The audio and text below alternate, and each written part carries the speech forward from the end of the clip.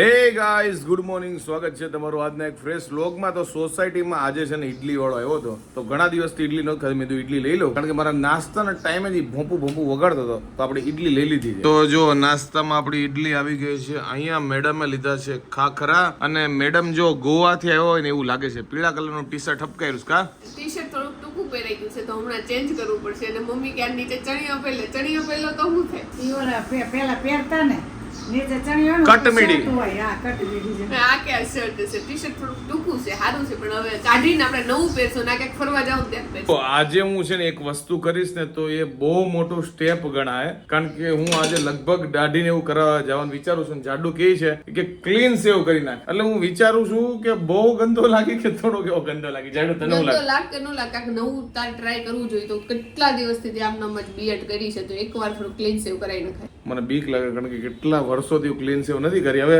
વિચારું છું કે જરી કેવી રાખું કે હાવ ક્લીન કરી નાખું. હાવ એકવાર ક્લીન કરાવી દે. આમાં 1-2 દિવસમાં તાર જરી કેવા વાળ તો આવી જ જાય. એ તો મારે 3 દિવસમાં પાછી આવી થઈ જાય. અને તારે એવું લાગે ને તો માસ્ક પહેરીને પછી તારે ઉતારવાનું. એમાં એવું થાય, જ્યારે હું ક્લીન સેવ કરું ત્યારે જ કંઈક ઇવેન્ટમાં કે બહાર કે રિલેટિવ ને જવાનું થાય. અત્યારે ક્યાંય નથી જવાનું, તો આજે જ કરાવી નાખ ક્લીન સેવ. જ્યારે હું ક્લીન સેવ કરીને આવીશ ને, એટલે જાડો આવી જાય, હાલ આમ જવાનું. એ કે નીરવની ઇજ્જત કેમ કાઢી ની વિચારે. એવું કઈ ન હોય, તું હારો જ લાગતો. તારા મનમાં એવું છે કે એવું નથી હારો. નહીં એવું જ નથી, પણ જોઈએ હાલો હવે કે જરી કેવી રાખું ક્લીન સેવ. હવે આજના વ્લોગમાં તમને જોવા મળે કે ન મળે, આઈ હોપ કે મળી જાય. હું તો એવું જ પ્રિફર કરું છું, ક્લીન સેવ નીરો કરાવી નાખે. એકવાર તો કરાવી નાખ. જોઉં છું. ચાલ, અત્યારે જો હું કોમ્પ્યુટરના સેટઅપ બધા હરખા કરું છું. જો કેટલો બધો કચરો નીકળ્યો છે. પછી સિસ્ટમ બધી જો ખોલી નાખી છે. વાયર છે, મોનિટર છે, પ્રિન્ટર છે. પછી જો આ બધું આમનામ જ છે. અહીંયા લેપટોપ પડ્યું છે, અને બધો એ સામાન છે ને કાઢીને ચેક કરું કે કયું વસ્તુ ફેંકવા જેવું ફેંકી દીધું, કયું રાખવા જેવું છે. જો યુઝ ન હોય તો સાઈડમાં મૂકી દઉં છું. ભાઈ થાકી ગયો આમાં. છેલ્લા 8 વર્ષથી હું આ લાઈનમાં છું ને, તો ડે 1 થી બધી વસ્તુ પરચેસ કરતો હોય. કેમેરા રિગાર્ડિંગ, પીસી રિગાર્ડિંગ, લેપટોપ રિગાર્ડિંગ, અને બધી વસ્તુ અમુક યુઝફુલ હોય, પછી અમુક યુઝફુલ ન હોય, એટલે ડબ્બામાં ભરી હોય. એટલે 8 વર્ષથી જેટલો માલ છે ને, આ તમને દેખાય ને એટલો બધો માલ છે. આ તો કાંઈ ન કહેવાય, બાકી બધું તો સ્ટોર રૂમ મને એમ મૂકી દીધું છે. તો બી હજી આમાંથી છે ને ચાવણી મારું છું કે જે બી વસ્તુ ન જરૂર હોય ની કાઢી નાખો, જે જરૂર હોય ની રાખો. તો ઘણી બધી વાર કેવું થાય છે કે જ્યારે આપણે રસોઈ બનાવતા હોય ને ત્યારે જ છે ને આપણું ગેસનું સિલિન્ડર છે ને પતી જાય છે. અને આવું ઓછામાં ઓછું છે ને મહિનામાં એકવાર તો થાય જ છે. પછી ત્યારે તમારી પાસે છે ને બહારથી રસોઈ લાવ્યા સિવાય છે ને બીજો કોઈ ઓપ્શન જ નથી હોતો. તો મેં વિચાર્યું એવો કોઈ ઓપ્શન મળી જાય આપણને જે ગેસનો સિલિન્ડર ન હોય તોય આપણે ઘરે રસોઈ બનાવી શકીએ, તો છે ને મજા આવી. તો ફાઇનલી મને છે ને આનું સોલ્યુશન મળી ગયું છે. તો આ છે અગારોનું ઇલેક્ટ્રિક મલ્ટી કુકિંગ પોટ. આ છે ને નોનસ્ટિક કોટેડ છે. ઉપરથી 3 લીટરની આમાં કેપેસિટી છે, અને આમાં ઓલમોસ્ટ તમે છે ને તમારી બધી રેસીપી છે બનાવી શકો છો. તો આમાં જો ટેમ્પરેચર કંટ્રોલ આપેલું છે, એટલે તમારું ટેમ્પરેચર તમે તમારી રીતે સેટ કરી શકો છો. પછી આના હેન્ડલ જે આપેલા છે ને એ કુલ છે, એટલે તમે વસ્તુ બનાવીને તરત જ જ્યાં તમારે સર્વ કરવું હોય ને ત્યાં તમે આને લઈ જઈ શકો છો. અને આની લીડ છે ને એકદમ ટ્રાન્સપરન્ટ છે, તો તમારી વસ્તુ જ્યારે બનતી હોય ને તો એના ઉપર તમે છે ને નજર હોતન રાખી શકો છો.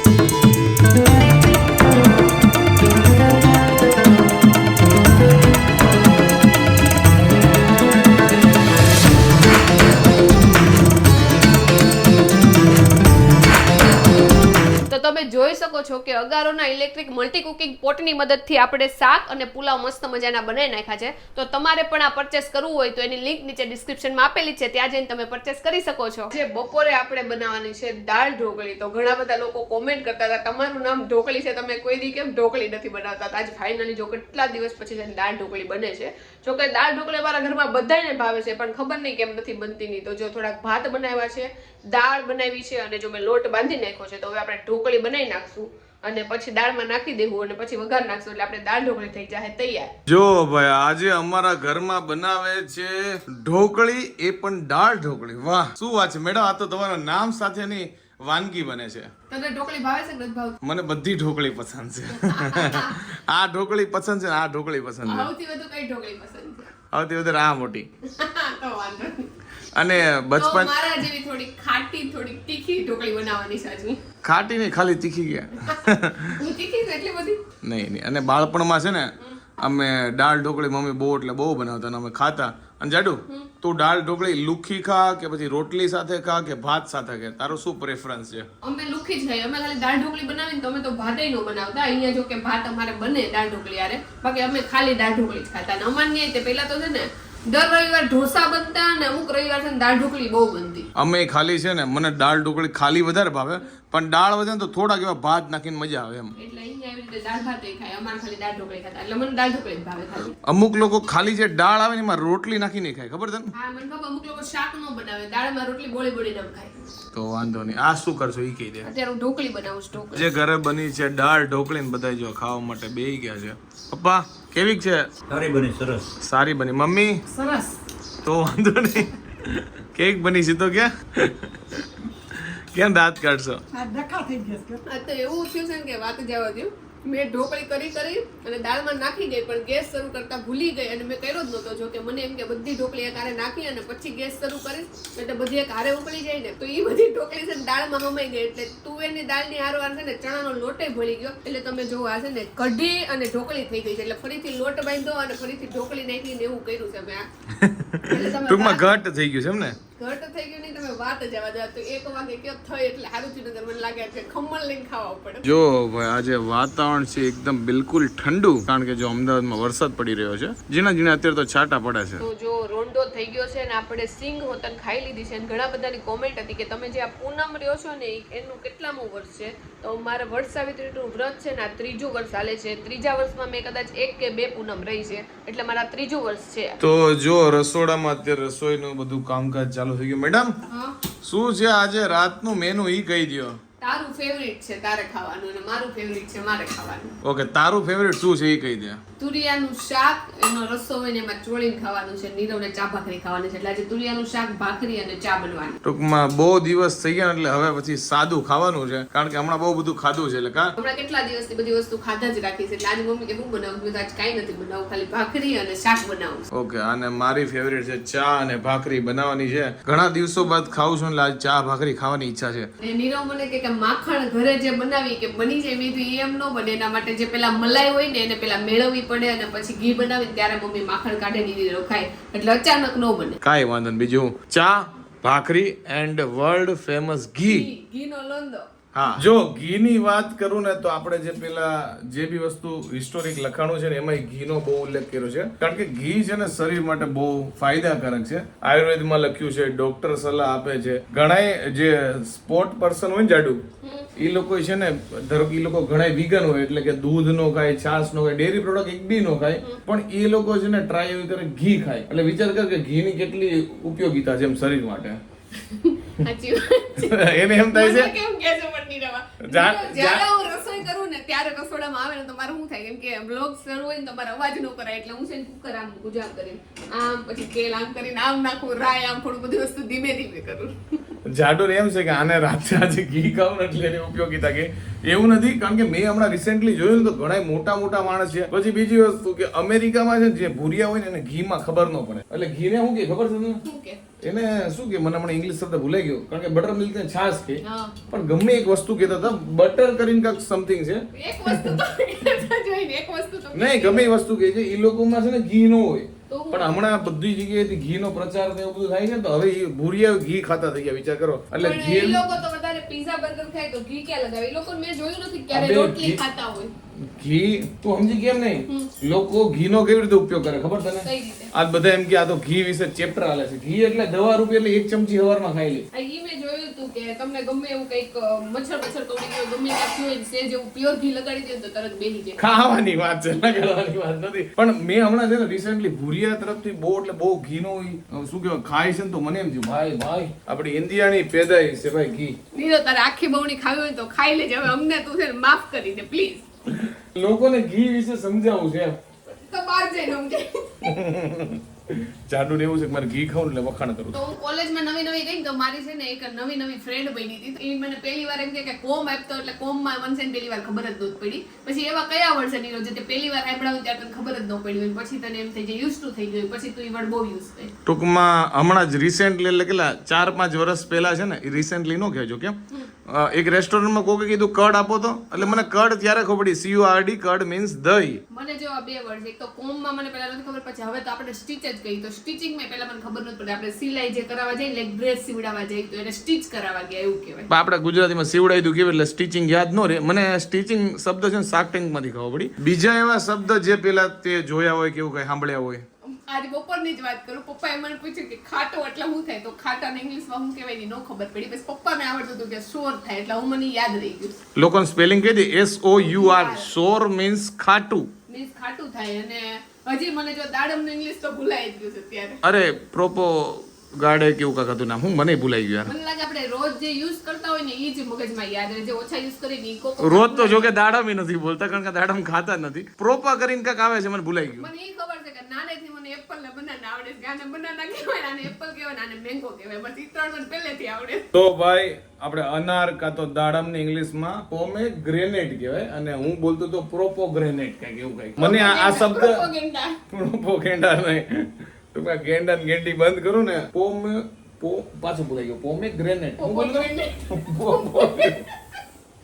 યાર આ શબ્દ છે ને જો નાનપણમાં તમે બોલતા હોય ને તો મોઢામાં ચોટી જાય. બાકી એવું મને છે ને પ્રોનાઉન્સ કરવામાં દિક્કત અને વાત જાય. તને થાય દિક્કત?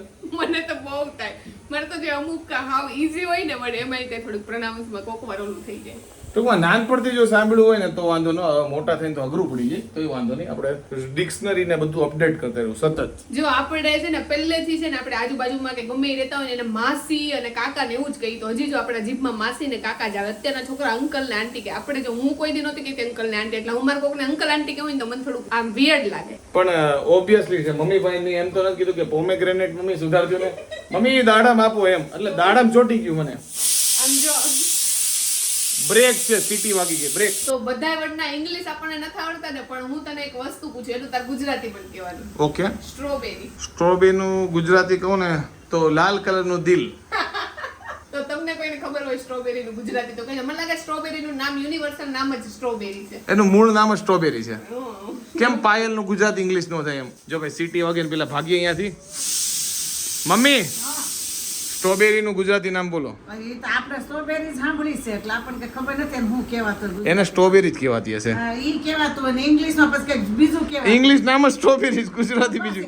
જેમ ગ્લાસ કેમ આપણે વર્ષોથી કહીએ છીએ, નકર ઇંગ્લિશ શબ્દ છે ને. કયો ગ્લાસ એટલે? આ આપણે પાણી પીએ છીએ. ઓકે. એ ગ્લાસ કહીએ છીએ, એ કહે છે ઇંગ્લિશ શબ્દ છે, નકર પ્યાલો થાય ગુજરાતી. આપ ગ્લાસ એટલે મને લાગે કાચનો હોય એને ગ્લાસ કહેતા, કારણ કે કાચ થાય એટલે. અને મને જો અત્યારે યાદ આવી ગયું સીતાફળ ને કસ્ટર્ડ એપલ કહેવાય. આમ મને નથી ખબર કસ્ટર્ડ એપલ કહેવાય કે નહીં. તો હું સર્ચ કરીને જોઈ લઉં કે ખોટું નથી બોલતી ને. તો જો અત્યારે આવી રીતે ઇંગ્લિશ, ગુજરાતી ને હિન્દી બધી ભાષાનો ઉપયોગ હાલે છે. અને બીજી વાત કે સવાર મેં તમને કીધું હતું કે આજે કદાચ હું શું કહેવાય ક્લીન સેવ કરાવું કે ન કરાવું, પણ આ ટાઈમ રહ્યો નથી. હવે આપણે જોઈએ આવતીકાલે કરાવીએ કે નહીં. મારો કોન્ફિડન્સ તો છે નહીં ક્લીન સેવ કરવા, પણ જાડુ કહે છે એકવાર ટ્રાય કરી જો એટલે આપણે કરાવીશું. તમે લોકો કોમેન્ટ કરો કે કરાવું કે નહીં, હરખી કોમેન્ટ કરજો, મારી ઇજ્જત રાખજો થોડી. તો જો બધાય જમવા બેસી ગયા છે. મમ્મીએ જો ફરાળી ભેળ જેવું બધું મિક્સ કરી નાખ્યું છે, પણ ભેળમાં વધારે પડતા છે ને બીટ ને એવી બધી વસ્તુ નાખ્યું છે. પપ્પાએ ને અમે બંને ચોળી નાખ્યું છે. નીરવ જો એની ઘી, ભાખરી, સાબુદાણા પાપડ અને ચા ખાય છે. નીરવ તારું ફેવરિટ ખાવાનું છે એમ ને? બહુ મજા આવી. ઘણી વાર હું બહાર ફરવા જાઉં 10 દિવસ, તઈ મને ચા ભાખરી બહુ સાંભળે પણ મળે નહીં કે. તો કેટલા દિવસ પછી આપણે રાતે ચા ભાખરી બને છે. અને મારું પપ્પાનું બેયનું ફેવરિટ છે. મને ચોળીને ખાવું બહુ ગમે. મમ્મી તમારું આ ફેવરિટ છે? હા મને બહુ ભાવે. જો હેલ્ધી હેલ્ધી છે. જો મમ્મીએ ટમેટા નાખ્યા છે, બીટ નાખ્યા છે, પછી ગાજર નાખ્યું છે, લીંબુ નાખ્યું છે, અને આ બટેકાની છીણ નાખી છે હે ને. એ થોડી કેવા માત્ર આમ સ્વાદ હાટે. નીરવ હા એક મસ્ત વાત નથી કહેવાની. શું? ડૂમ ડબા કે ડમડમ. કે ચીપ ટપાક ડમડમ એવું હોય છે. મમ્મી ખબર. મમ્મી શું છે? ડગ ડગા ડમડમ નહીં. મમ્મી કે ડુક ડુક ડુક ડુક. હા ડૂબ ડુબા ડૂબ ચીપ ડગા ડમડમ એવું છે ને. પિંકુ માં પુંકુ.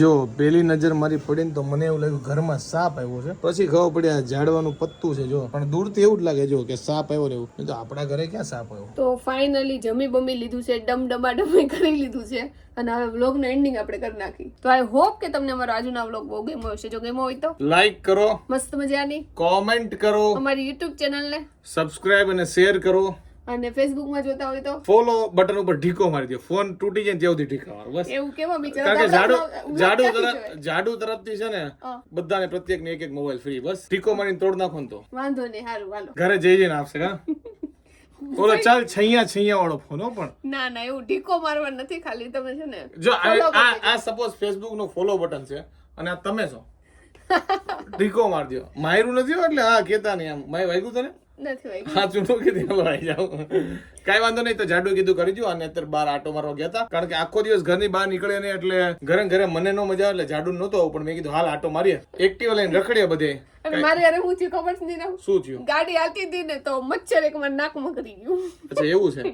પણ તો આ બધું કહેવાનું હોય તો થોડુંક સેન્ટરમાં આવીને ગયા. કઈ વાંધો નહીં. તો કઈ નહીં, હાલો મળશું કાલે નવા મચ્છર vlog છે ને સાથે. હાલમાં અહીંયા પહોંચી ગયું છે, નાકમાંથી જઈને નીકળી ગયું તરત, પણ તોય મને નાકમાં નકરી ખંજોળ આવે છે. કઈ નહીં, હાલો બાય બાય.